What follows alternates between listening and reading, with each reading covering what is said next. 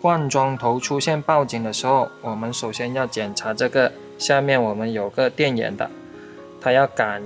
应到这个轴承套上。如果轴承套干或者那个油缺油，这上面这些没加油，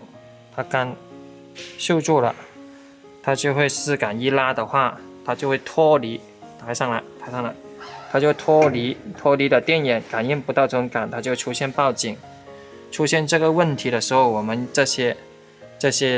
丝杆、这些活动杆一定要加油润滑，要定期保养